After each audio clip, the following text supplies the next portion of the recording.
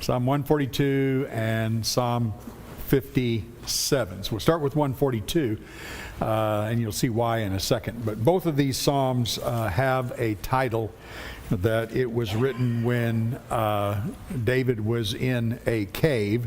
The first one when he was in a cave escaping Saul, and 142 here, he just says he's in a cave. So, well, there's a couple of times he's in a cave. In 1 Samuel 22, he is in the cave of Adullam. And then in 1 Samuel 24, he's in the cave in Gedi. Is it also referred to as a stronghold? Yeah, also referred to as a stronghold. Well, that was Adullam. It was a stronghold. I think that's Adullam. And you have a situation, of course, when he's in the cave in Gedi, that he is being pursued by Saul, and Saul's got him dead to rights, basically. And so they hide in this cave. And so as we studied Sunday, Saul decided he needed to use the restroom for a second and goes into the cave, and David and all his men are in the back of the cave. I think that's ultimately the funniest thing I ever read in the Bible, practically. But, you know, just quite interesting. I'm assuming that both Psalms are about that because Psalm 142 seems to make it pretty clear that David is fearing for his life.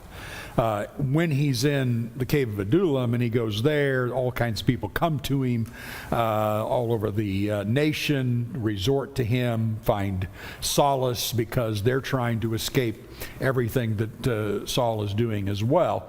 And it doesn't seem there's this imminent threat at that cave. But in the cave where he's hiding out and Saul is right there after him and goes into the cave, his life is really a big threat, and he thinks he's pretty well done. So these two Psalms, I think, match up and come together. This first one, you will see, first off, that it is pretty evident that he hasn't been relieved, he hasn't been rescued yet. So we'll notice that, and just notice how he approaches this. Here's the setup, I think, for every one of us. At any time in our lives, and any of us who've had any length of years have run into times where you're in absolute despair.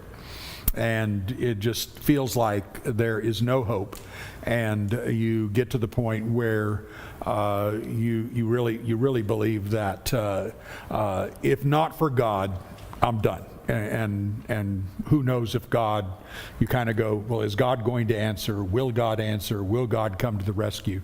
And so these two Psalms are perfect for that. I would suggest that when you are in those conditions and you are come to the just absolute despair and you realize you've done everything that you can do and there's nothing else that can be done, these two Psalms is where you would want to resort because David really gives some beautiful thoughts here. All right? Let's read through Psalm 142 first off, just 7 verses. David says, "With my voice I cry out to the Lord. With my voice I plead for mercy. To the Lord I pour out my complaint before him. I tell my trouble before him. When my spirit faints within me, you know my way. In the path where I walk, they have hidden a trap for me. Look to the right and see, there is none who takes notice of me. No refuge remains to me. No one cares for my soul. I cry to you, O Lord. I say you are my refuge, my portion in the land of the living. Attend to my cry, for I am brought very low. Deliver me from my persecutors, for they are too strong for me. Bring me out of prison, that I may give thanks to your name. The righteous will surround me, for you will deal bountifully with me." All right, so we just, my Bible divides up in 3 paragraphs, pretty good division, it looks like. So let's just do with that, and we'll just start with some observations.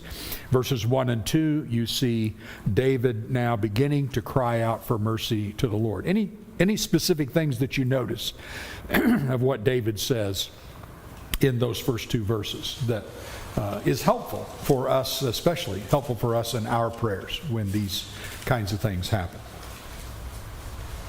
I love the second part of verse 2. I tell my trouble before him. Okay, good. When he wants us to bring burdens to him.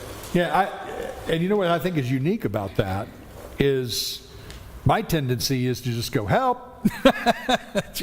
I kind of figure, well, you already know it. You already know what's going on. And David always seems to go, let me tell you about it.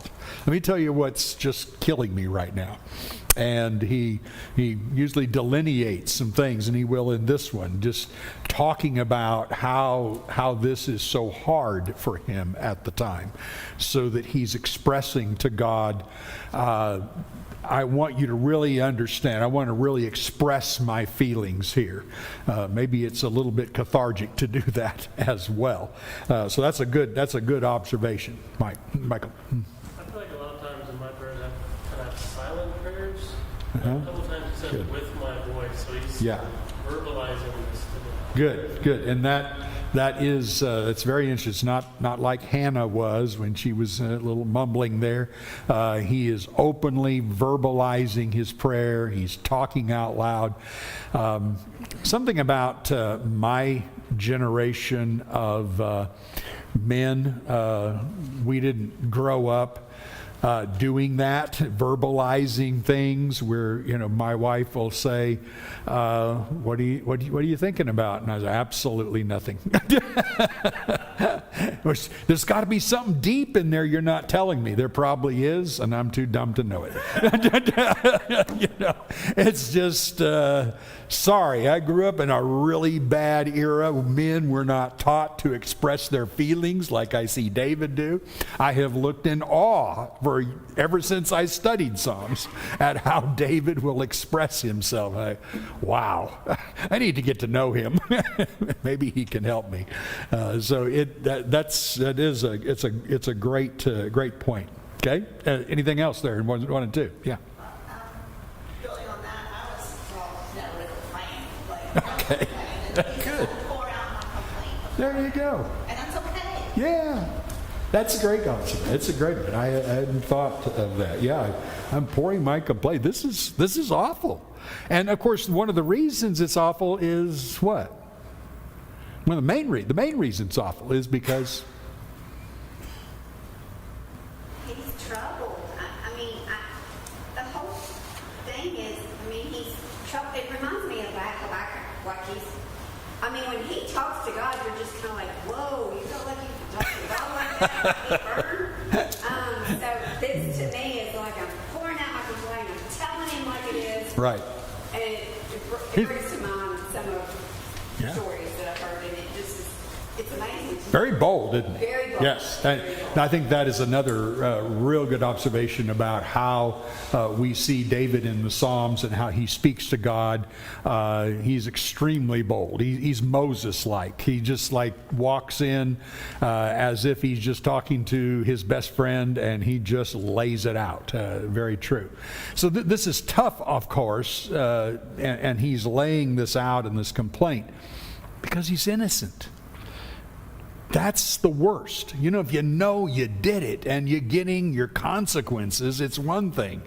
But when you didn't do anything wrong, in fact, you've done everything right, and now, you're getting just murdered because you did everything right. Now, for me, in my life, that is the hardest thing I've ever dealt with. And it just... sleepless nights and everything else. I'm thinking, what? I don't know. Yeah, Wayne. We try to avoid being the me generation, me, my. He says the word me or mine 15 times in 7 verses. Yeah. This is very personal, and he's not embarrassed. No. That's him and God, and he is laying it out. And later he gives it to the congregation and have them sing it. And yes, very, very personal. And I'm confident this is the reason God had these things here. He wanted us to feel like we could express our deepest personal needs. All right, look at 3 and 4. 3 and 4. What do you notice there that stands out to you as far as how he prays and the content here?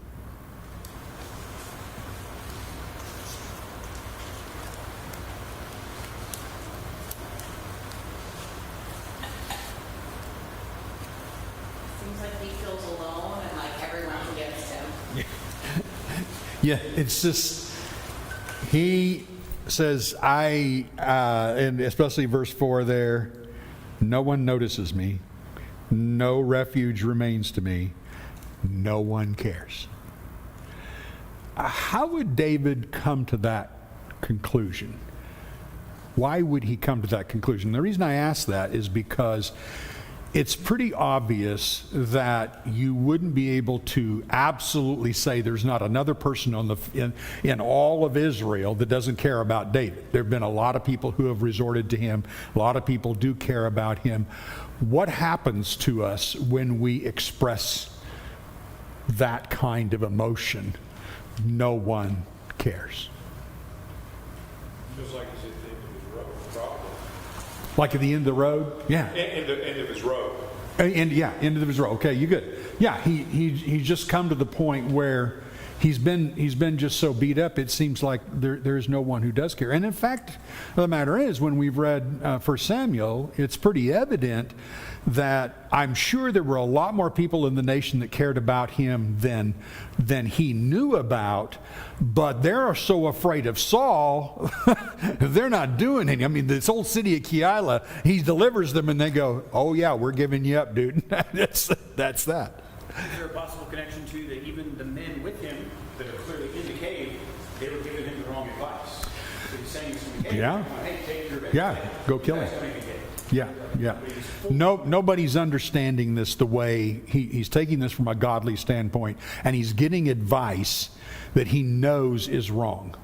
And that's another real, we talk about trials, and one of the things I've got on my agenda is to do some lessons about trials. When you start talking about trials, this is one of the things that makes trials difficult, when you are in the middle of something and you get poor advice. Of course, you see that with Job. You get poor advice over and again, and you have to fight that. Otherwise, you end up sinning, dealing with the poor advice. It reminds you of Elijah when he's running from Ahab. Yeah.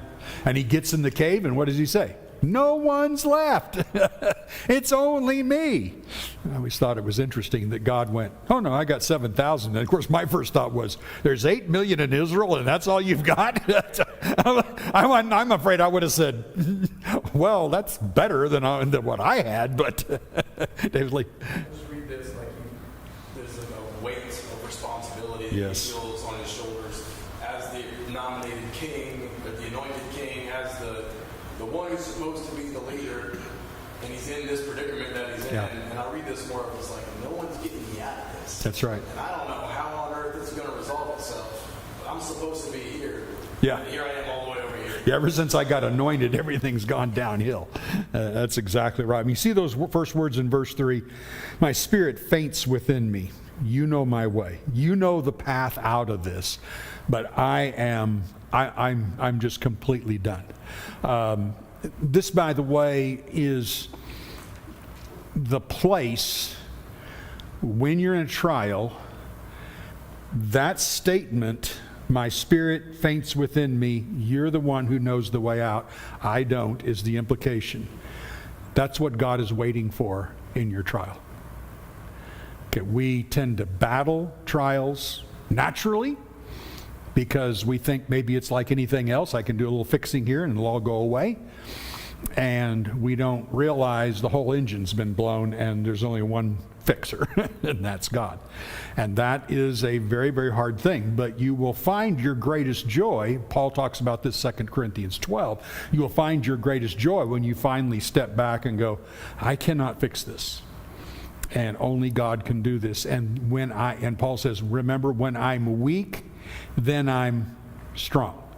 And the reason he's saying that, he says, when I get to the point where I know I can't do anything and I'm only relying on God, that's where I'm the strongest, because now I have the confidence I should have had in the beginning that he's going to take care of this.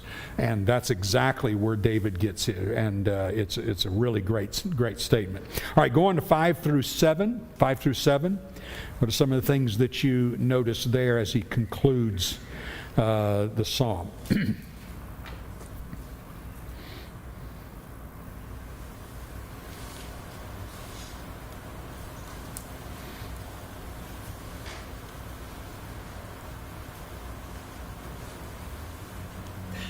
Got a lot of faith in those last two verses. He's pleading with him. Yes. But he ends up with, I know you're going to do this. Yeah. To me, that's what I read. Yeah. Yeah, you do see a confidence at the very end. It hasn't happened yet, but he seems to have that confidence that the day's going to come when he delivers him, and then the righteous are going to surround him. Notice how that's a contrast to earlier when nobody cares. And then when I'm delivered, the righteous are going to surround me, and they're going to comfort me, and you will have dealt bountifully then with me. Okay? Well, what else? I found the phrase, reminds us, set me free from my prison in verse 7 to be really interesting. Yeah. He's not actually in prison, right? No. He's not actually physically like in chains, but he felt like he was in prison Yeah. because of those circumstances and because of the discouragement he was feeling.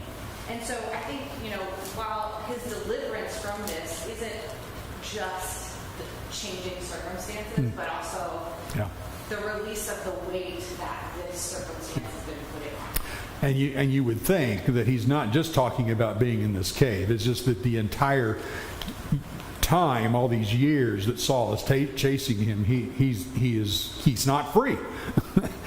He's so not free. He even runs to Moab once, and then runs over to the Philistines, and none of those things work out. And he's going, "Where am I going to go?" Palestine's not a real big place, and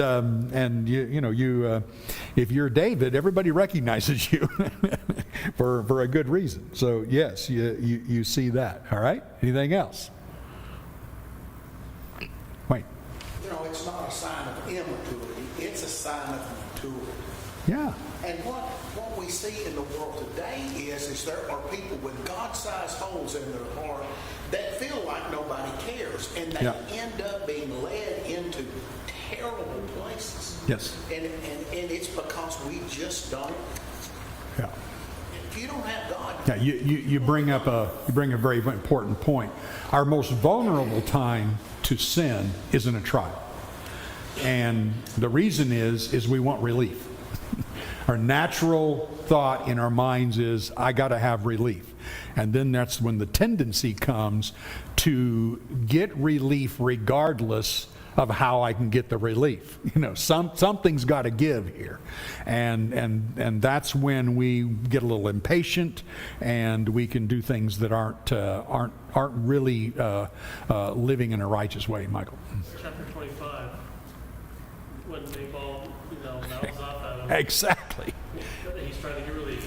That's such and it's so un-David-like up to that time. It's just you just are shocked. I mean, the guy doesn't give you some bucks because you guarded his sheep, and you're just going to go wipe out an entire family and servants and everything that's male. You're just going to murder them. I mean, that's just so not like David, but that's what happens. Perfect example, what happens when pressure, and it gets worse and worse and worse, and pretty soon, one little twig just snaps you. And here we go, David Lee. The way that verse 7 starts makes me think of that, where the times that I've prayed for relief, for deliverance, for something has been because I'm really looking forward to the relief. I prayed that my kids get better because I want my kids to feel better. I want my kids to feel better, or I want to feel better because I'm trying to go on vacation there. But then, I don't know if I've ever goes like, I need your help because I want my prayer to turn from supplication to thanksgiving. I look forward to being able to pray and on my knees in gratitude instead of a request for your presence in my life. Yeah. And it's a real context shift when we talk about the things that we, or how we approach God with our concerns. What we try and get out of it versus what we know God can do for us in a relationship. Right, and that is the big point I want everybody to see in that text. This is really David-like. David always uses his trials and God's answers to prayer and God's deliverance as a way to highlight God's glory. He becomes an evangelist in his Psalms, always. He always is like, please deliver me so that I can give praises to all the nations. And I can give praises to you.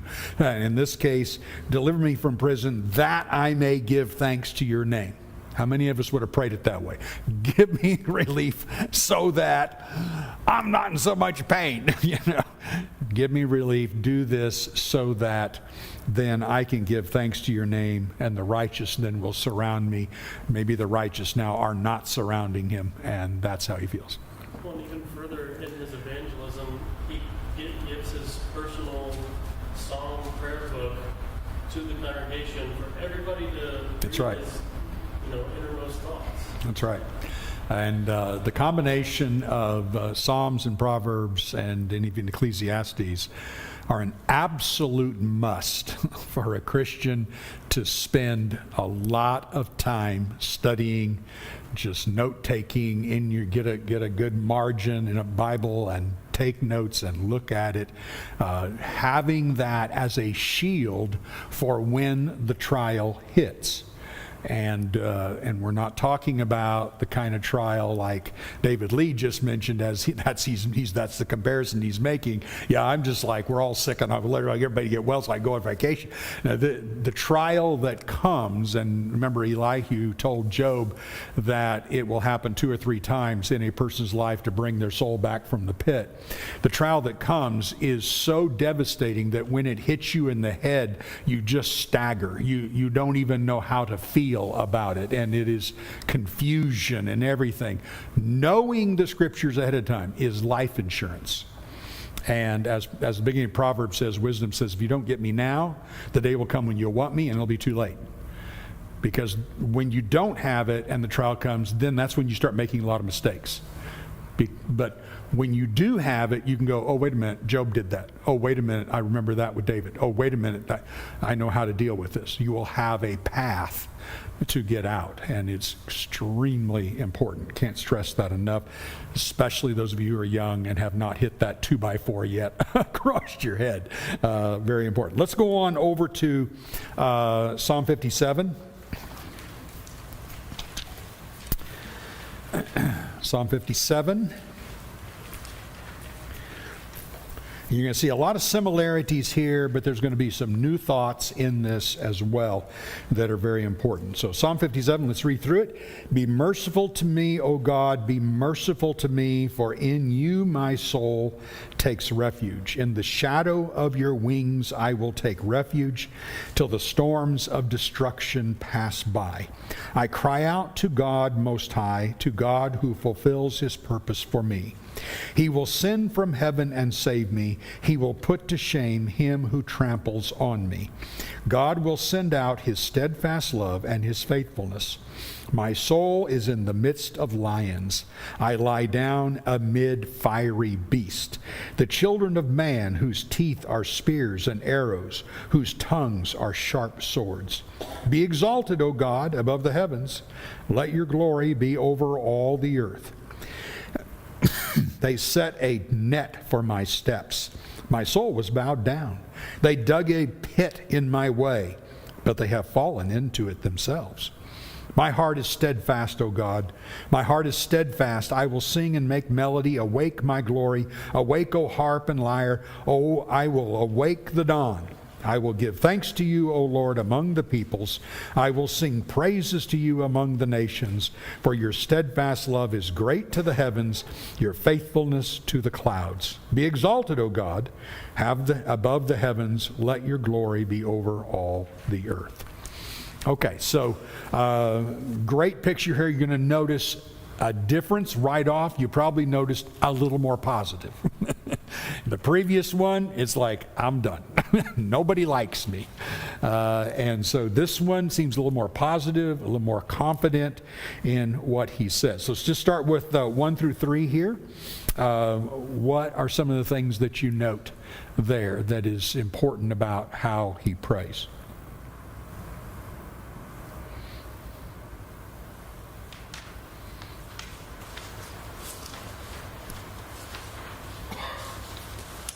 Yeah, makes the request once in the first one, and that's it. The rest is how he's going to respond to is more of a declaration of how he's going to respond to God instead of an actual supplication. Good, good. So he asks God to be merciful to him, and then turns around and seems to talk about all the things that God will do for him. There's a complete acknowledgement that God can do this and will do this exactly. What else? Franco. His goal has run to other than God's will. So he's seeking God's protection. You can see him running towards it, like the picture of him running towards God. You see those? Relying on himself. Right. You see those metaphors, I'm hiding in the shadow of your wings. That's very interesting. Like a little bird when and a hawk comes and gets under the shadow of the wings, it's being protected. And David has natural response of going and hiding and taking refuge in God, waiting for the storms to pass. Good, good. What else? Yeah. So David knows his purpose, similar to Joseph or others that know in the end where it's going to be. We don't always get to have that. But he does know where it's going to go. Yeah. He's still having to go through these difficult things. And I can't help but think that this is part of the reason he is so good later on. He's gone through the trials. Saul didn't have this. It's not recorded that he has the same kind of trials as David did. And he's got growth. And he's got testing to go, okay, I get it. This is my refuge. This is what it is. So that later on he can be so much more mature and such a better person than you. Yeah. And, I realize what you're saying when he knows his purpose, he's going to be king, all this. But we should not think that we don't have, he might not be king, obviously, but we have as high a purpose as anybody in history has. Always remember Jesus saying about John the Baptist that there was no greater prophet in all of history than John the Baptist, and he says the one in the kingdom is greater than he. We have a greater purpose of bringing people into the kingdom, of setting forth an example, raising our children to serve and love God. All of these things are extremely important for us to recognize. Okay? Good, good. What else?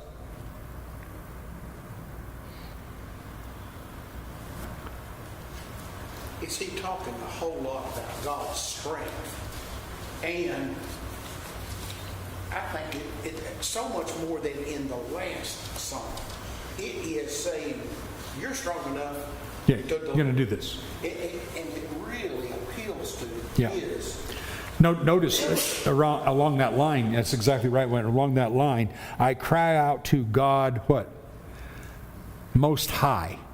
As a way of saying He is above everything, and I am crying out to Him because He, and then goes on to use this, He fulfills His purpose. He will send from heaven to save me. He will put to shame those who trample me. God will send out His steadfast love and faithfulness. Do you have that same confidence when you pray? Not always. That's a real hard one. But we should, in the midst of that, stop and go, wait a minute. I'm His true Israel. I'm the descendant of the offspring of Abraham and David. I'm part of this. And these are written here not just so David can look back and go, nanny, nanny, I get this and you don't. This is how we should think. But because we can't see it and we're walking by faith, as David was, sometimes we don't have the strength of faith that David had here. So it's very, very important. Time. It's got to be patient. Got to be patient. We want it right now. Like yesterday, do this. But we got to be patient. Look at, notice 4, 5, and 6. And what do you just as far as a pattern there, anything you notice, and then anything you notice just in what he says? How do things change in those verses?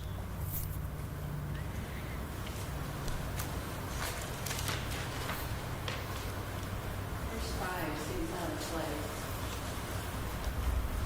Because he's listing bad things, and then all of a sudden, be exalted, and then they say, no. Yeah. It seems like it's out of place, but yet it's not. He's wanting God to be glorified. Yes. In this way. Yeah, good. And so you see, all of a sudden there's these 3 verses I would suggest are like a transition to this final segment. In the final segment, it's all good. It's all praise. It's all talking about what God has done and the thanksgiving he's giving him. But at this particular point, he first, in verse 4, expresses the need of the moment and the challenge he has at the moment. What is trying to destroy him? What's he referred to them as? They're lions and fiery beasts, and their teeth are like spears and arrows, and tongues like sharp swords. This is great description of the offspring of the serpent. Looks like the serpent. Like a lion, like a beast, like a serpent, like fangs, all these things. This is the way the serpent uses people to destroy God's people. And he feels that very, very strongly. If it's not physical, it's their words. Everything is attacking him. And again, did he deserve it? Nope. And that's what makes it even harder. And does he have a way to find somebody that can be on his side and help him fight his cause? No. Is there the Supreme Court he can go to and say, do something about Saul? No. God is his only hope. And so that is, again, I'm saying those things I want you to get in your mind. The severity of the trial. That's what David's getting in our mind. The severity of the trial, the hopelessness that it feels like, and yet in that hopelessness, finding hope in God. Okay? Wait. It's amazing. We can look at David in the lion's den with Daniel and Shadrach, Meshach, and Abednego, who, when they saw somebody act like the Son of Man walking around him. He's got God, but we also have Jesus. Yeah, absolutely. That we see that's there with us. It's amazing that the picture that he paints actually comes true to some other young men a little later, and they survive the same way. Yeah, and that's again, an excellent point. I think we struggled with that in our post-Enlightenment life, where we just look at everything so scientifically, etc., and not see the unseen realm, and not see that God is on his throne, that God is working, that God is in control, and not just in a generic way over the earth, but he is truly about our individual lives. So you see little passages like Matthew 18:10, where he talks about those who are being troubled, and he says, their angels are before my throne in heaven. I know what's going on. Here's a report. Hebrews 1:14. What are angels? They're ministering spirits sent out to minister to those who are to inherit eternal salvation. When Jesus is in the midst of trial and prays and comes out on the other side, who comes to minister to him? Angels come to minister to him. You think angels aren't going to come and minister to us? Those are examples of, hey, if they do it for Jesus, we are Jesus' offspring. We are called his brothers in Hebrews chapter 2, so that he's not ashamed to call us brothers and is leading us through what? To get to glory? Suffering. The same suffering he went through, and he is reminding us that he is there through all of that. So, all of those little things, and there's more, but all those little things like that continue to tell us, don't read these things as if they are something separate from the world today and from God's people today. It just isn't so. But it's very difficult to think that way when you're in agony and when things are not fair and when, you know, all the Satan is just unloading on you. Very true. But what a great hope. Okay, notice the phrase in the little stop there in verse 5. What's unique about that? In the look at the whole psalm. Pardon? Verse 11. Yeah, verse 11. He says the same thing. So you see this nice little stop. I want you to be exalted above the heaven. Let your glory be all the earth. Again, not typical of our prayers.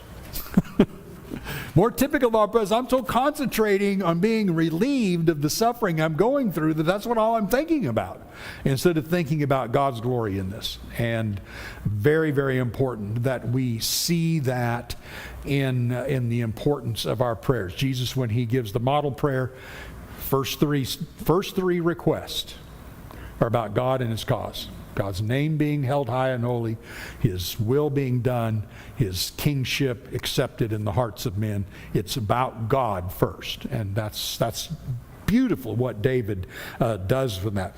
In verse 6, I want you to notice there's 4 lines.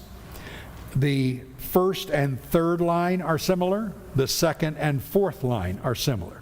So the second line's an answer to the first. The fourth line is an answer to the third. They set a net for my steps. My soul is bowed down. In other words, it's caused deep distress to me. But then they dug a pit in my way, and they fell into it themselves. A little, he's like, oh, that was kind of cool. So you think, I'm done? I'm completely undone? I mean, they've set a net. They've got me. There is no way out. And then just about the time you think it's over, they fell in their own trap. Oh, boy. God can do that. And I'm thinking about Saul here. And how unhinged David has seen him be at this point, and he's crying out for his deliverance, and he's watching Saul just completely fall apart. That's right. Before his eyes. Yeah. It is really unique to see how God is working through that, even though he doesn't, bam, relieve David just like this. As Jerry said, he's working through these things. David has to go through this to strengthen him. All right, look at 7 through 10. Just got a few minutes here. Look at 7 through 10. What are some of the things you notice there? What's the tone of it? Cal? First thing I noticed is the repetition of the word steadfast. In verse 3, it talks about God will send out this steadfast love. Yes. And David's response is, my heart is steadfast. Good. I was hoping somebody had noticed that. Exactly. So you have God's steadfast love, and he mentions that, and then, of course, David's steadfastness is mentioned also. So when you go back to verse 3, he speaks about God will send his steadfast love and his faithfulness, and then it turns in verse 7, and then his heart, he says, my heart is going to be steadfast in response, and then verse 10 again mentioning God's steadfast love and his faithfulness. So again, very important character traits of God. He has steadfast love. And that word from the Hebrew, it's just one word in the Hebrew, but that word in the Hebrew is used somewhere in the neighborhood of 280 times. It is a covenantal love. We've talked about that before. But don't just think over it, just go zipping by that. The covenantal love is, I'm there. I'm not going to leave you alone. And even David said in the previous psalm, I'm alone, but not completely alone. He's there. And that's why he turns to him. Very good. What else? There's other kind of, I think, echoes of the first half too, in verse 2, where he's crying out in distress to God, and then in the end he's praising and making music and with all these instruments. Yes. And then also in verse 4, he's like amongst his enemies and feeling trapped by that. Good. And then in verse 9, he's amongst the nations, but he's praising God. That's right. Good. So he was in this, trap over here, just about to be destroyed by these beasts and these animals, and now he's among the nations. And again, there's David, always the evangelist.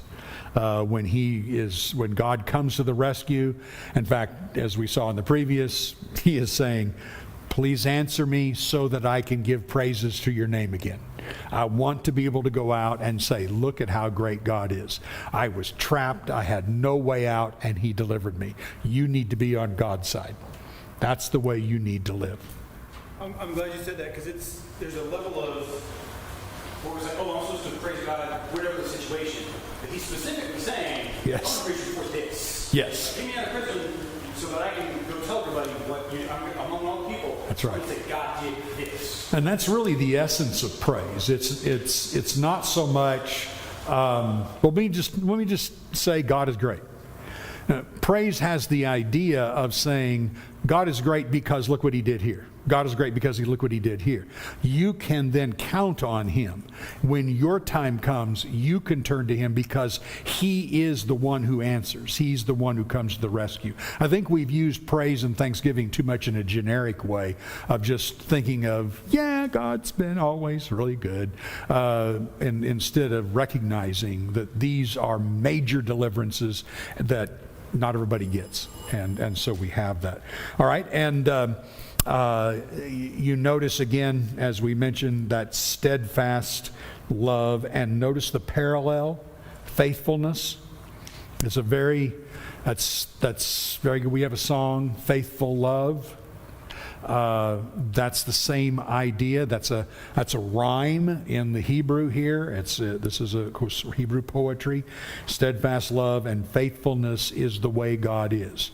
He's going to be faithful to his covenant, faithful to his promises. You don't have to panic or give up. Anything else?